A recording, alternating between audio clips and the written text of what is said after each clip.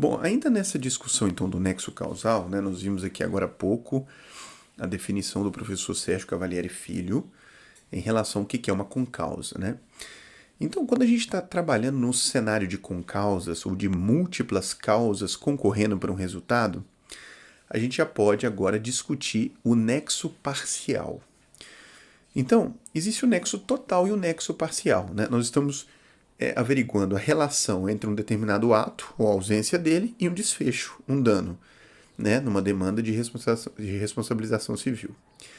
Então, a construção dessa relação é um nexo. Esse nexo pode ser total ou pode ser parcial. Quando o nexo ele é total, eu estou dizendo que há um único agente causal. E nós vimos agora há pouco que isso não costuma ser a regra. Em geral, nós temos outras causas concorrendo para o resultado.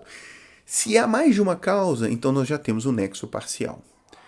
Nosso trabalho, nosso desafio vai ser tentar descobrir qual é a parcela de responsabilidade de cada um desses agentes causais, né? Muito bem. Para esses agentes causais eles podem ser de diversas naturezas. Eles podem ser um estado anterior, eles podem ser uma causa interveniente que apareceu ali no meio, né? Então vou dar um exemplo ilustrativo disso que eu estou dizendo, né?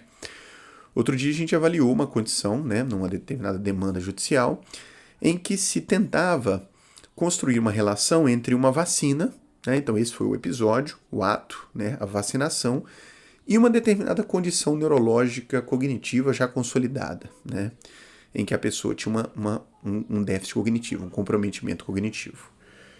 Né? E o autor ele tentava dizer que todo aquele comprometimento cognitivo se devia à vacina. Muito bem.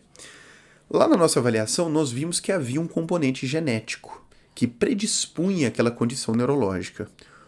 Ora, se há um componente genético, ainda que a vacina tenha parte da responsabilidade, não pode ser toda ela, porque havia um estado anterior, que é a condição genética. A condição genética é pretérita, é anterior, né? O indivíduo já nasce com aquela condição genética. Então, a condição genética é um estado anterior que concorreu para o resultado.